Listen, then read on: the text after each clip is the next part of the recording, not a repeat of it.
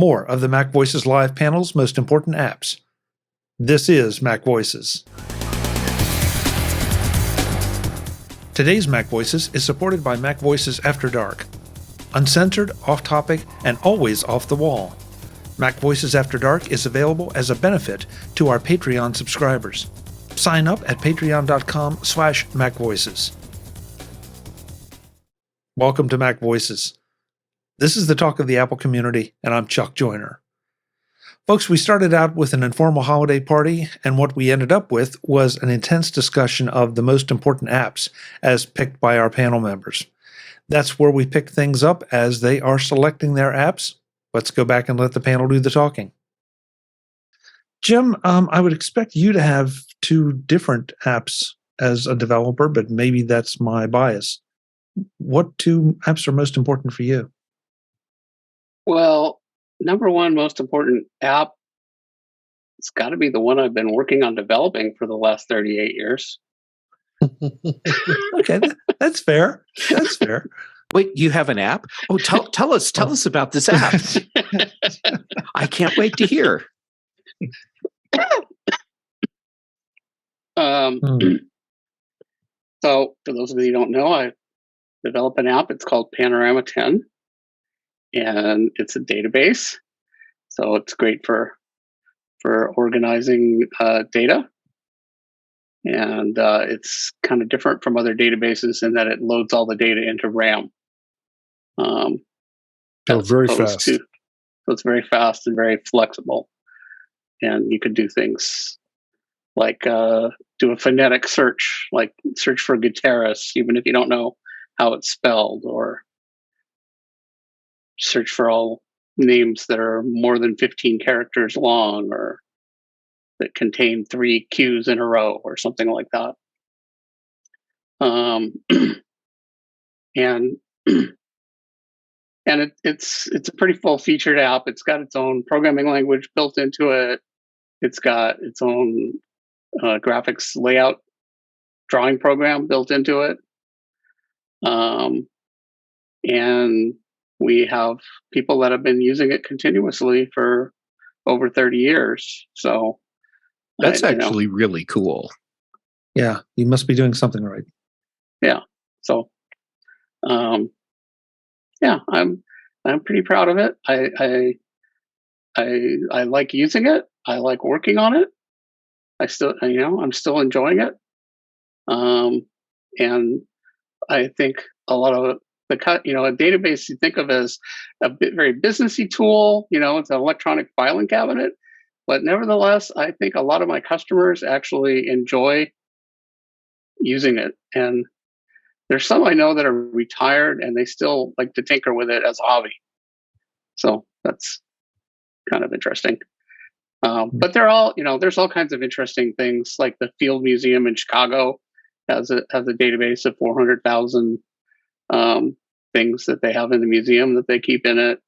So it's not just like accounting, and obviously a lot of people are using it for that, but it's very interesting. I heard from somebody doing COVID research during the pandemic, and they had a 62 gigabyte database that they were loading into RAM and doing analysis with. At one point, the CIA was using it, but they wouldn't tell me what for. Are you sure? Well, they were having a problem, but they wanted help, but then they couldn't really describe much about what. And it was like, well, we can't really help you. So, I've heard of it being used for DNA research and election research. So that's definitely my most important app. That's my daily thing. So I think, for second, I could say Safari. I could say XCode was another one I thought about. That would be, what I'm going to pick for second is Mimestream. Wow. So that's an email client. It only works with Google, but that's okay because that's what I use. And interestingly, had you asked me a year and a half ago, I would have picked a different Google-based email client. That's probably my second, and that would have been Mailplane, which was an app that I really liked for a decade. And and then they discontinued it because they said Google was not going to support it anymore. Last time I checked, it still works. And I was kind of distraught because I was like, I really liked their. And then I started using Mimestream, which is not really officially out. It's still in beta. He's not charging for it, but it's fantastic. And actually, I wouldn't go back to Mailplane even if they decided that they were gonna redo it.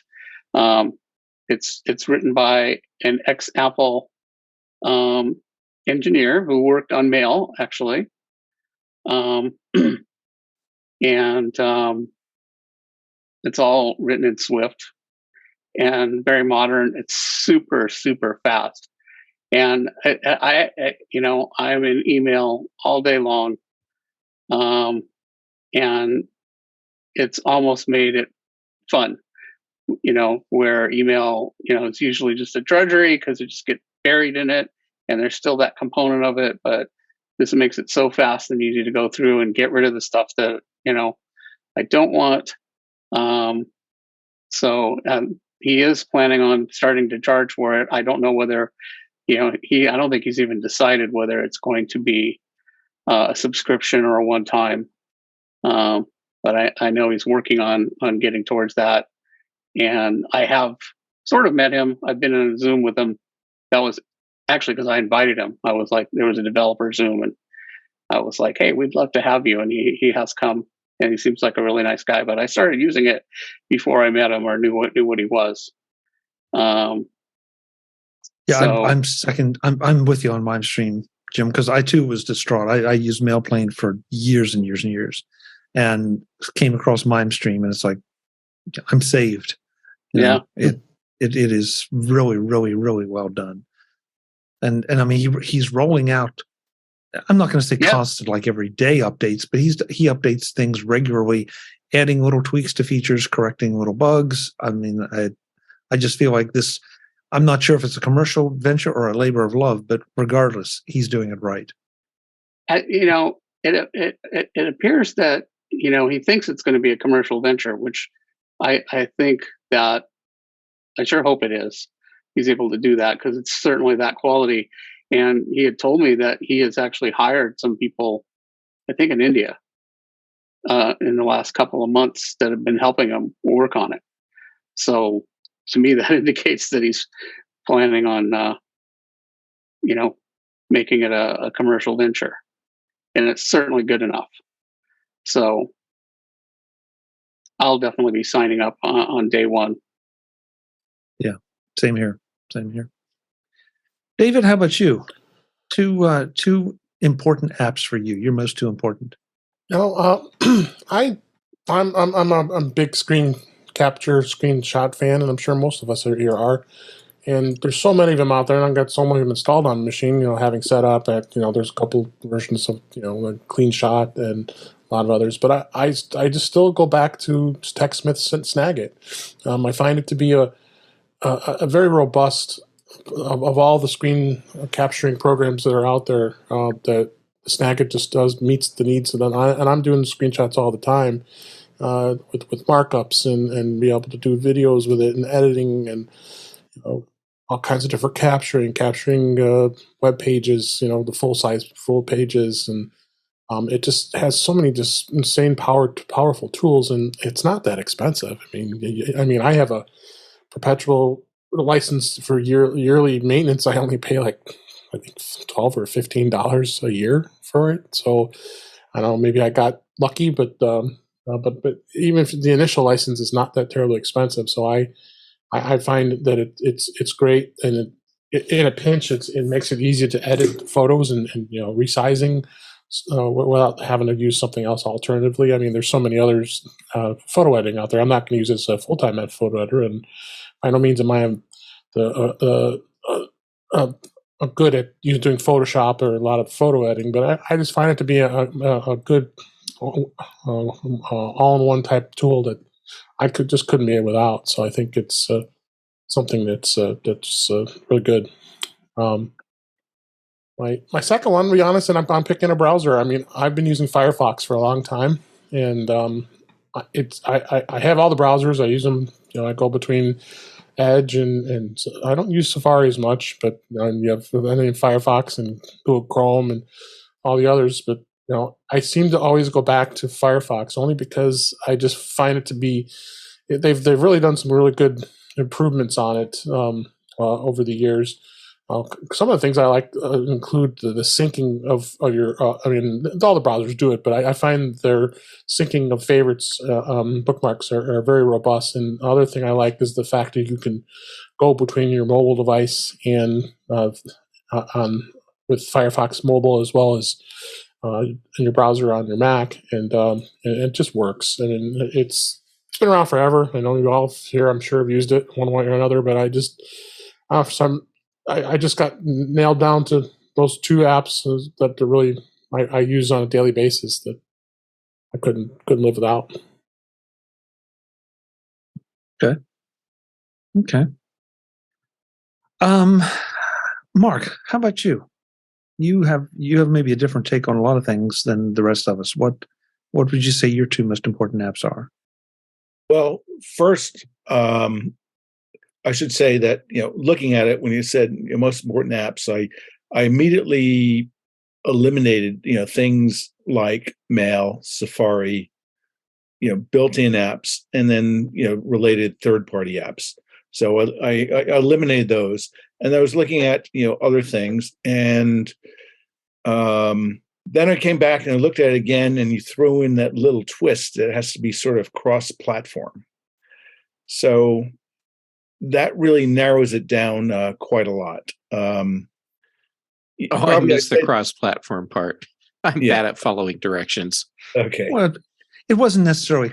You didn't have to be cross-platform. Okay. I'm sorry if it read that way, but okay, yeah. Because what I would say is on the Mac, probably apart from the built-in thing, the single most important thing is TextExpander. Period. End of discussion. And yes, it's available on iOS, but I just don't use them there for whatever reason.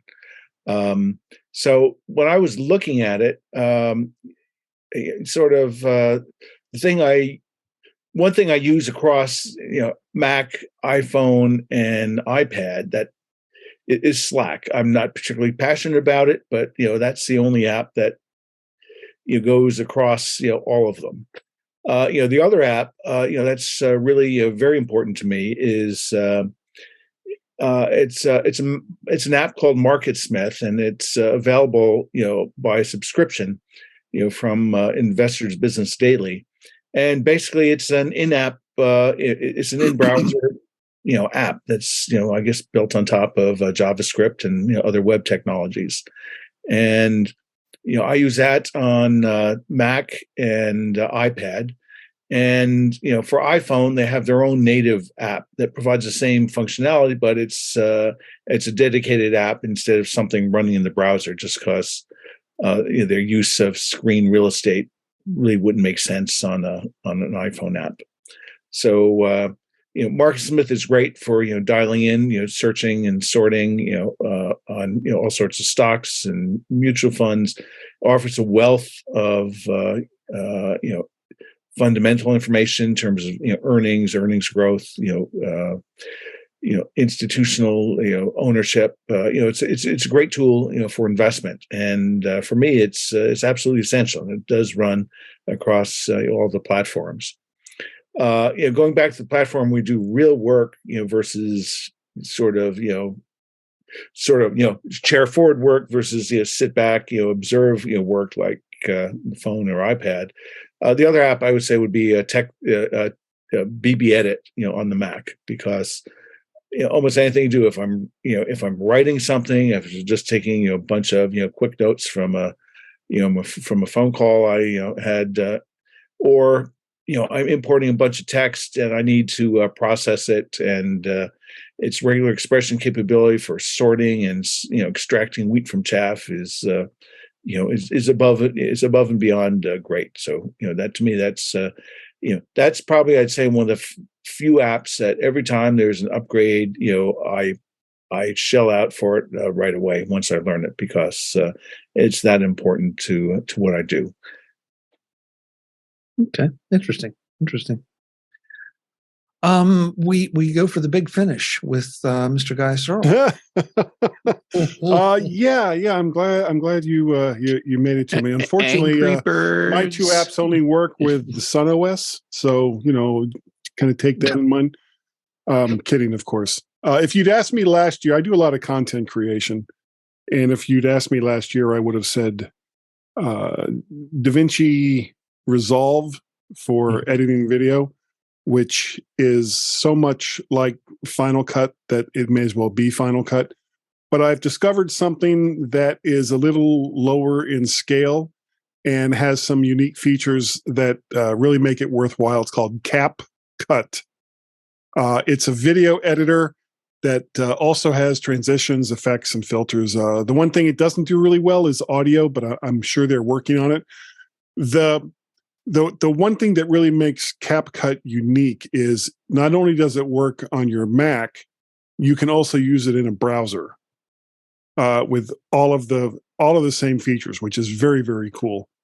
The thing that kind of drew me to it were some of the unique features. You can do text to speech. It can create captions, and it'll generate those captions as it's hearing the audio that's being played along the timeline. There's all kinds of effects. It's really, really a very, very cool program. The other one, unfortunately, is kind of a trifecta. You can use each one of these separately, but they work so well together, why not? And that would be Rogue Amoeba's Audio Hijack Pro, Rogue Amoeba's Loopback, as well as Farrago. I use Loopback, number one, to mix a lot of different sources together. I use Audio Hijack to capture from some of the various programs that I'm using when I'm doing a podcast, and to kind of bring them all in.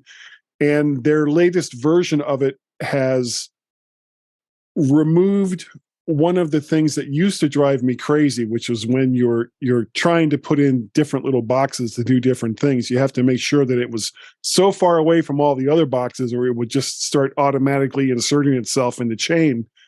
With the new version, you can actually edit that chain. You can make that chain go in any direction that you want. And the new mixer box, frankly, is a huge game changer. When you also throw in something like Farrago, which allows me to put in all kinds of little audio snippets throughout the program, which, as Gaz can tell you that he and I are want to do on a regular basis. I don't think that podcasting would be nearly as easy or nearly as fun without those three programs from Rogue Amoeba. Currently, I every time I've been using them lately since the newest version of the Mac OS came out, I've gotten a little warning that there's still something that's not quite working right. But Read your updaters yesterday. Yeah. The update came out. Oh, did it? Okay, I hadn't seen that yet. But they fix those things pretty quickly.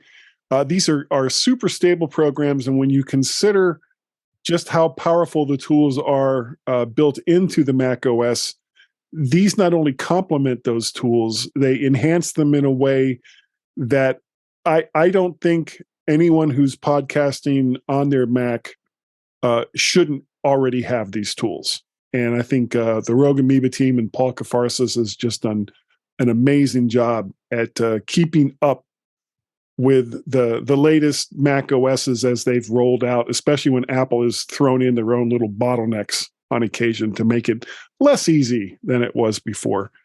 But CapCut for video editing and the Rogue Amoeba trio of Audio Hijack Pro, Loopback, and Farrago. Those are my picks. Interesting. I find it really interesting, just the different approaches everybody's taken to naming or selecting, I should say, their choices. My two choices interestingly, I took another angle at it because I feel like I do so many different things with my Macs. It's hard to sort of narrow down, because if you start talking about the MacVoices, yeah, there are those apps. If you start talking about what I do at the office, there are those apps. If you talk about what I do for fun, which is, kind of geeky, then that's a whole different set. But anytime I sit down at a Mac and I don't have these two apps, then I just feel like I'm in alien land. The first one Mark mentioned is TextExpander. I mean, I just have so many text expansions built or set up that if I go to use a Mac that doesn't have that, it's like, well, what happened? Why? I need that. The other one though is LaunchBar, because LaunchBar has become such an integrated part of the way I launch everything. Don't have to go and find a document to click on to launch it. Obviously, don't have to go to the applications folder to launch it. Just tap it.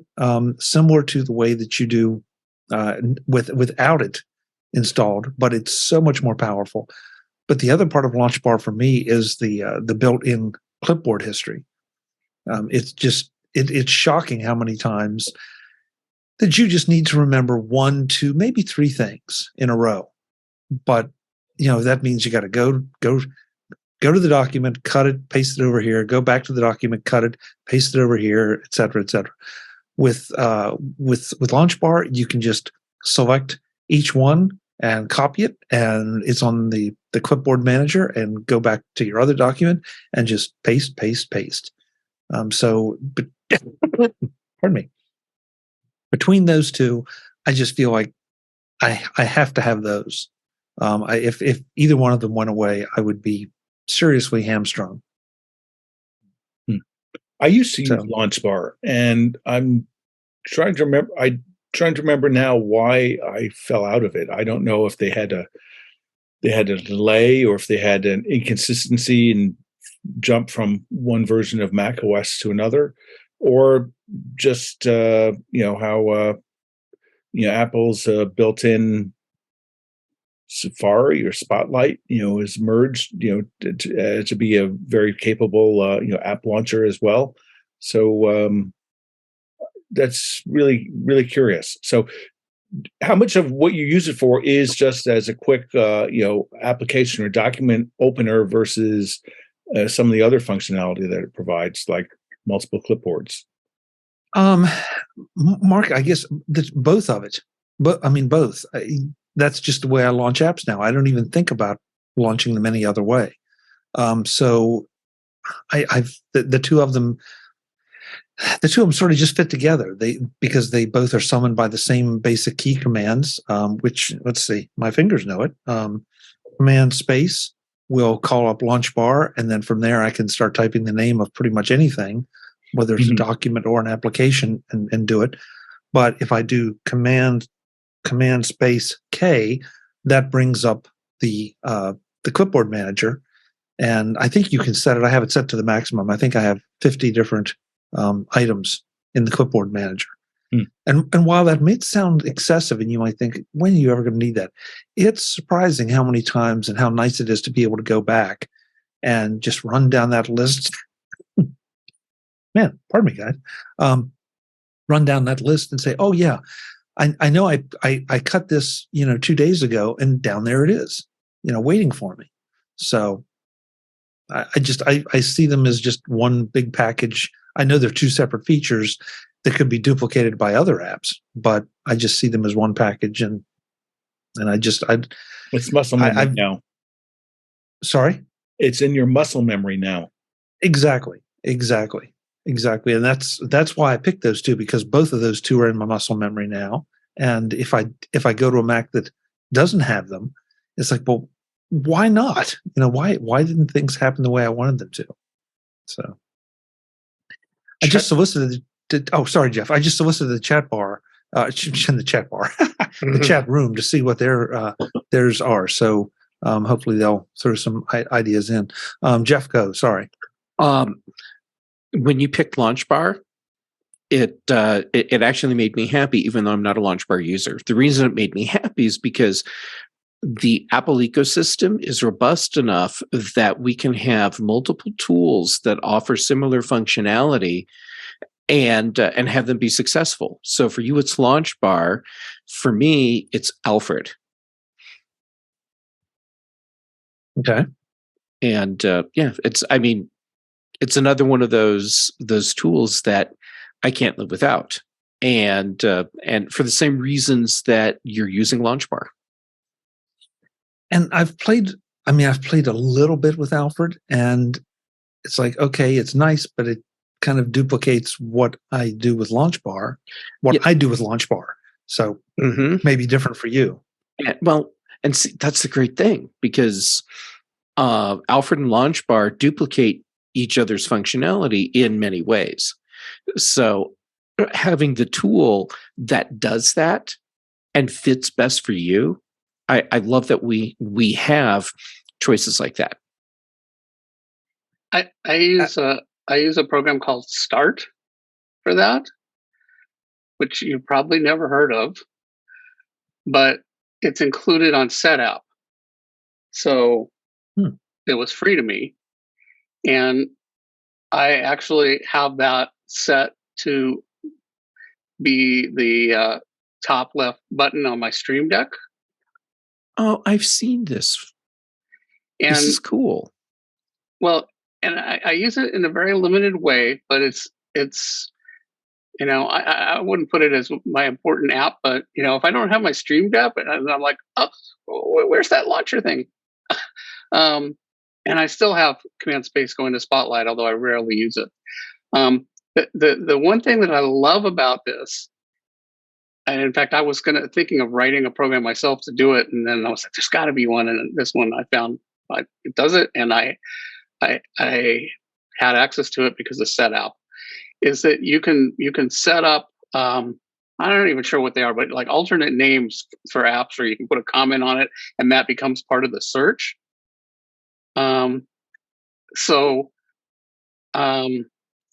For example, when I want to do VNC, I use something called Screens, okay, for my VNC app, but I can never remember the name Screens.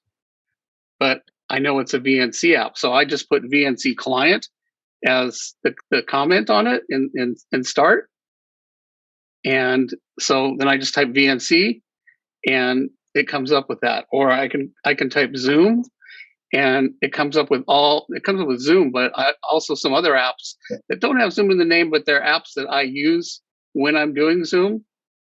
That's very cool. Yeah. So it has all, it has this whole thing that you can, I spent a bunch of time and made a tree with folders for all my apps. That was a complete waste of time. I never, ever use that. The only thing I ever do is I hit that key and then I type, I use it just like Spotlight, but the fact that I can add alternate spellings so that, I can say, I want this to come up with this alternate spelling. That's just the one thing I need. And it's just, beautiful. And it's really helped me to use more apps, because I have apps that I know I have this app and it's what I want. And, what the heck is it? I can't remember what it's called, or, where it might be. And so I just won't use it, especially little utilities. And now I've got those so that I can put in an alias that I can remember that. Mm-hmm. Yeah. So, Barry in that chat room says, as a graphic designer, he spends most of his workday in Adobe InDesign and Illustrator. And yeah, that makes perfect sense. Brian, this is interesting. Brian says his top third-party apps would probably be Bitwarden and Discord/Slack. Huh. I'm sorry.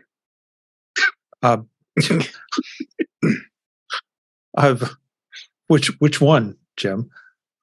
Doesn't matter.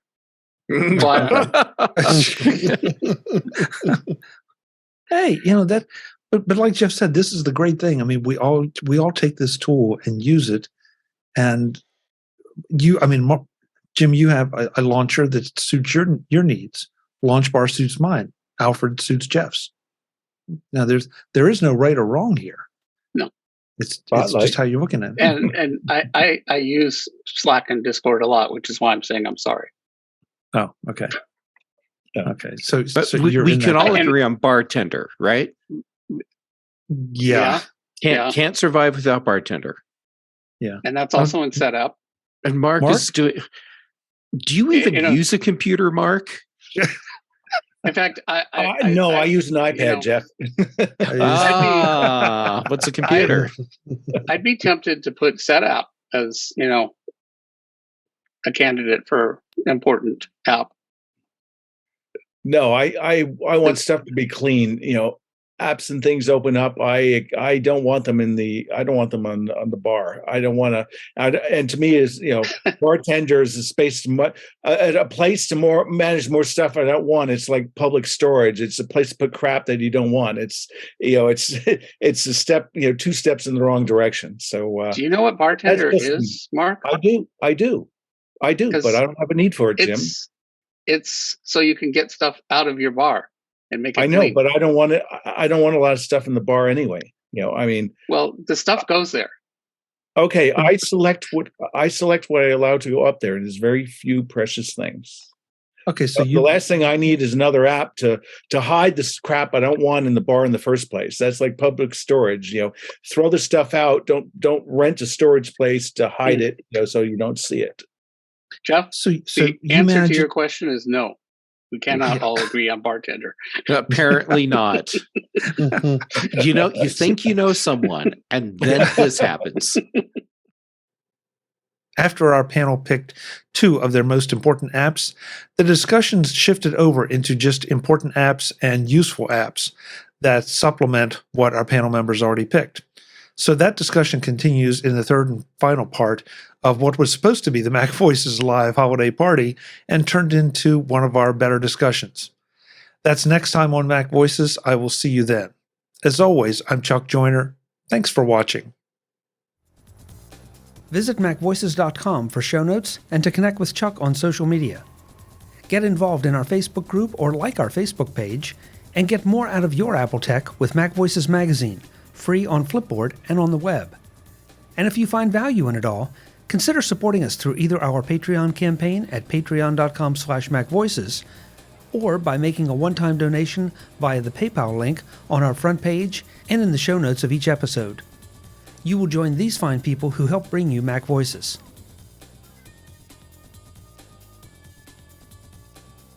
Advertising handled by Backbeat Media at backbeatmedia.com.